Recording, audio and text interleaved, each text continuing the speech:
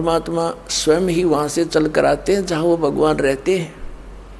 वेद गवाही देते हैं कि वहाँ से चल कर आता है, एक साधु रूप बनाकर कहीं भी प्रकट हो जाता। 3 प्रकार से परमात्मा हमारी धारण पोषण करता है। एक रूप में तो सतलोक में रहते हैं, स्थायी रूप में तेजो में शरीर मालिक का, करोड़ सूर्य मरादे करोड़ चंद्रमा से एक रूप की शोभा। सतलोक में, अलखलोक में भिन्न शोभा है। परमात्मा एक ही है, रूप अनेक बना रहा वहाँ पर। फिर वो परमात्मा वहाँ से गति करके आता, अच्छी आत्माओं को मिलता है जो दृढ़ भक्त होते हैं। उन दृढ़ भक्तों में से कौन कौन है, किन किन को मिले? आदरणीय धर्मदास साहिब जी को मिले, आदरणीय मुल्कदास साहिब जी को मिले, आदरणीय नानक साहिब जी सिख धर्म के प्रवर्तक, आदरणीय नानक देव साहिब जी से मिले, आदरणीय दादू साहिब जी से मिले, आदरणीय गरीबदास साहिब गांव छुड़ानी जिला जज्जर वाले को मिले, आदरणीय गीसा दास साहिब गांव खेकड़ा जिला मेरठ उत्तर प्रदेश वाले को मिले, और अनेकों को मिले हैं। इनका तो मूल प्रमाण हमारे सदग्रंथों में हमारे पास उपलब्ध है। वैसे कोड वर्डों में सांकेतिक बहुत वर्णन और भी मिलता है, जैसे आदरणीय नामदेव जी को भी मालिक मिले थे आके, क्योंकि हम बच्चे उसी के हैं। वही आकर उसी को दया आती है जो अच्छी आत्मा भक्ति की तरफ अग्रसर है, मिसगाइडेड है, उनको आकर मिलते हैं। कहीं भी आकर कोई भी लीला कर लेते हैं, उनको सतमार्ग बताकर फिर अंतर्ध्यान हो जाते हैं। यथार्थ ज्ञान सुनने के बाद वो प्राणी उल्टा नहीं हटता थे, सारा संसार एक तरफ हो जा। और वो परमात्मा भक्तमती बहन मीराबाई को मालिक मिले। वो दृढ़ भक्तों को मिलते हैं जो पक्के भक्तों, टस से मस ना हो से सारा संसार एक तरफ हो जाए। अपनात्माओं, हमने सारा इनकम्प्लीट स्पिरिचुअल नॉलेज सुन रखा है, कति अधूरा सधूरा सा जिसका सिर पैर नहीं। तो इसको तत्व ज्ञान कहते हैं, जो सबको सेट करे और परिपूर्ण रूप से कथाओं को भी सही सुनाए।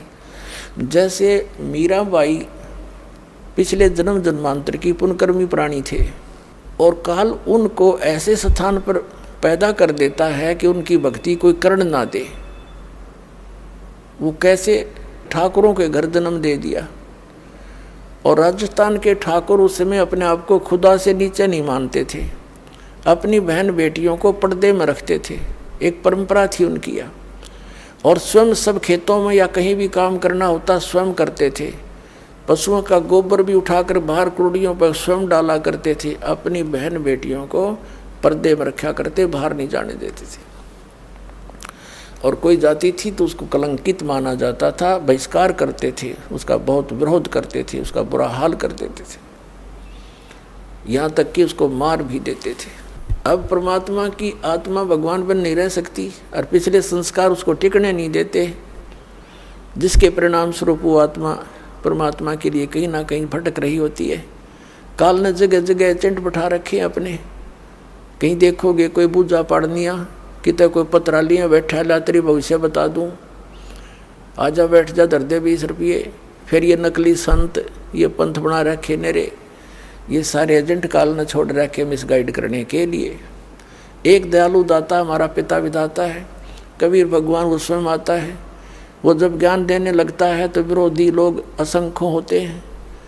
वो नकली संतों की जिनकी रोजी रोटियां बंद होने की संभावना हो जाती है, वो जनता को भड़का देते थे, हमें अपने पिता का विरोधी बना देते थे, अपने स्वार्थवश वो नकली, जिस कारण से वो खामियाना अभी तक हम भर रहे हैं, भोग रहे हैं। तो पुण्यात्मा मीराबाई की कसक बहुत ज़्यादा थी भगवान में। उसकी माँ भी धार्मिक थी। माता से उसने पता चला, श्री कृष्ण जी की मूर्ति बना करके वो उसके गुणों से परिचित होकर के भगवान श्री कृष्ण को अपना इष्ट रूप में मानकर पूजा करने लगी। अब जब उसका विवाह करने लगे तो उसकी माँ उसने स्पष्ट कह दिया कि माता अब मैं दूसरी शादी नहीं कर सकती, मैंने तो ब्याह कर लिया भगवान से। तो नहीं माना, समाज का कारण था, जबरदस्ती उसका ब्याह कर दिया। विवाह एक बहुत अच्छे नेक व्यक्ति से हुआ, और वो विवाह के 4 वर्ष के बाद उसके पति की मृत्यु होगी, मीराबाई के पति की। लेकिन उसने मीराबाई की प्रार्थना पर इतनी सुविधा दे दी थी कि मंदिर में जाने अलाउड कर दिया था। वो नगरी का राजा था, तो राजा के आगे विरोध कौन कर सकता है। उसके साथ में 2-3 नौकरानियां बहनें चली जाती थी, तो जिससे तो दूसरे ठाकुर लोग भी नहीं बोल सके, अभी अकेली नहीं जाती है, 4-5 जाते हैं इसके साथ। और फिर राजा के सामने प्रत्येक व्यक्ति कुछ नहीं बोल सकता। अब वो मंदिर जाती थी, अटूट श्रद्धा थी भगवान में। अब परमात्मा कहते हैं सौ छल छिद्र मैं करूं अपने जन के काज, सौ छल छिद्र मैं करूं। अब क्या हुआ, दयालु है परमात्मा, सतगुरु आए दया करी, ऐसे दीन दयाल। ये हमारे परमात्मा सतगुरु आते हैं, ऐसे दीन दयाल हैं, अपनी आत्माओं को अपना रास्ता आप ही बताते हैं। एक दिन कुछ परमात्मा कबीर जी के शिष्य हो गए थे, रविदास जी और भी कई शिष्य हो गए थे, लेकिन रविदास जी उनके बहुत निकट रहते थे और वो चमार जाति से थे। आज से 600 वर्ष पहले ये छुआछूत चरम सीमा पर था, और ये जो शेड्यूल कास्ट के जो व्यक्ति होते थे, अनुसूचित जाति यानी चमार हुए, जुलाहे हुए, इनसे अन्य विशेष कर सर्वण जाति बहुत इनको हे समझती थी, इनके निकट नहीं जाते थे।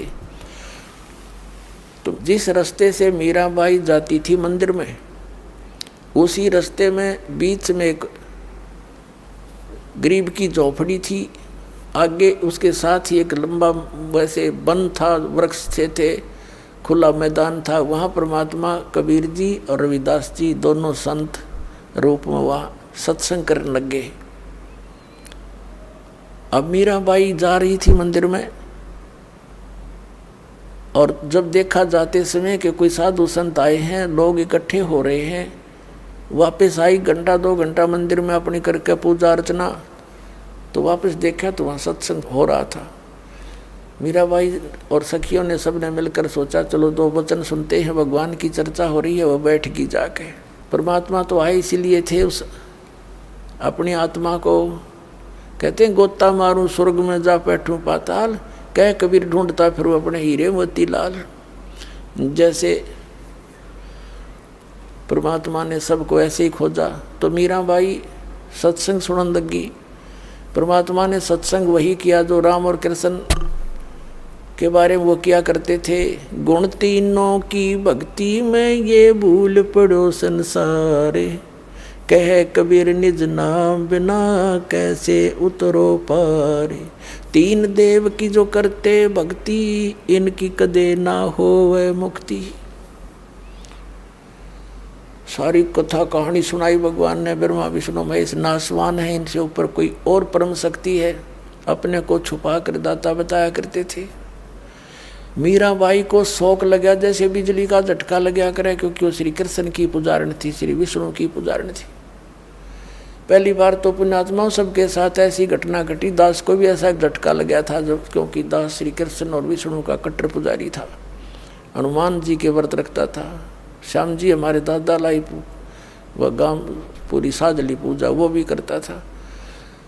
तो पहली बार दास को भी बड़ा दुख हुआ था, लेकिन सहन करके फिर आगे जानने की चेष्टा की तो हृदय के पट खुल गए, स्पष्ट दिखाई देता है। पहले मोतियाबिंद था, हमारा ऑपरेशन हो गया, अब हृदय वाली आंखें काम करने लगेगी। अब मीराबाई को बड़ा दुख हुआ। सत्संग के बाद कहने लगी महाराज जी आप क्या बात कह रहे हो, क्योंकि पुण्यात्मा कोई भी जो प्रसन्न भी करते हैं वो सभ्य तरीके से करते हैं। कहने लगी महाराज जी हमने तो कभी ये बात सुनी नहीं, आप जो बता रहे हो। तब परमेश्वर ने कहा बेटी जो नहीं सुनी वही सुनाने आया हूँ मैं। जो तुमने सुना है वो लोकवेद है, दंत कथाएं हैं। ये रामकृष्ण की आप मृत्यु होती है तो प्रश्न किया उस देवी ने कि भगवान आप कैसे कह रहे हो। भगवान श्री कृष्ण जी ने मोरध्वज राजा के पुत्र ताम्रध्वज को आरे से चिरवा कर जीवित कर दिया, आप कैसे कह रहे हो कि वो कुछ नहीं कर सकते। परमात्मा ने कहा बेटा मैं ये नहीं कह रहा कुछ नहीं कर सकते, पर ये तुम्हें मुक्ति नहीं दे सकते। फिर इनकी सामर्थ्य देख लो। मोरध्वज राजा का लड़का तो श्री कृष्ण ने जाके जीवित कर दिया, क्योंकि उसके सांस शेष थे, उसकी आयु शेष थी। इतना ये कर सकते हैं, ये तो एक जादूगर कर देता है, छोटे मोटे साधु संत कर देते हैं। लेकिन श्री कृष्ण जी जब कहाँ गई थी उनका वो सामर्थ्य, जब उनका सगा भांजा अभिमन्यु महाभारत के युद्ध में चक्रव्यूह में मारा गया था। सुभद्रा का पुत्र जो श्री कृष्ण की बहन थी सुभद्रा, श्री कृष्ण रो रहा था, पांचों पांडव रो रहे थे, उनका कुल नाश हो रहा था, तो क्यों नहीं जीवित किया श्री कृष्ण जी ने अभिमन्यु को? अब सुन होगी। फिर पूछा उसने, जी कारण क्या था? कि बेटी अभिमन्यु का प्रारब्ध इतना था, उसकी आयु शेष नहीं थी और ताम्रध्वज की आयु शेष थी। उसने जाके दिखा दिया ड्रामा। तो सेम गिवा एकदम, क्योंकि मालिक के जो ज्ञान है ये सटीक उदाहरण है। वह घर चली गई तो कहने लगी जी, फिर उसने कहा परमात्मा से, फिर दूसरा प्रश्न किया कि मुझे भगवान कृष्ण साक्षात दर्शन देते हैं, मैं उनसे बातें भी करती हूँ। परमात्मा ने कहा बेटी तू अपने कृष्ण जी तो पूछ लिए, ये देवता हैं, ये झूठ नहीं बोला करते, सच्ची बताओगे तेरे को। अब उसने तो रात में नींद आई नहीं, बहुत कसक होगी, तो उनको जैसा भी वो समय कभी प्रकट हुए, श्री कृष्ण जी से पूछा, भगवान आप तो सतोगुण भगवान हैं, आप तो झूठ बोला ही नहीं करते, मैंने ऐसे ऐसे संतों का सत्संग सुना है, मेरे बात जची नहीं उनकी, क्या आपसे भी कोई ऊपर शक्ति है? तो श्री कृष्ण जी ने कहा, मीरा वो शक्ति है, लेकिन वो हमने भी ना मिली, उसकी ट्राई करने की कोई यूज नहीं, हमने खूब सिर पटक लिया, उसका कोई अता पता नहीं लगता। अब वो उसको तो बड़ा झटका लगा कि वो संत कहते हैं हम उनको दिखा दें और उसका नाम दें और उसकी प्राप्ति करा दें। श्री कृष्ण जी ने इतना मान लिया कि वो है अवश्य। तो वह रात को नींद नहीं आया उस बेटी को।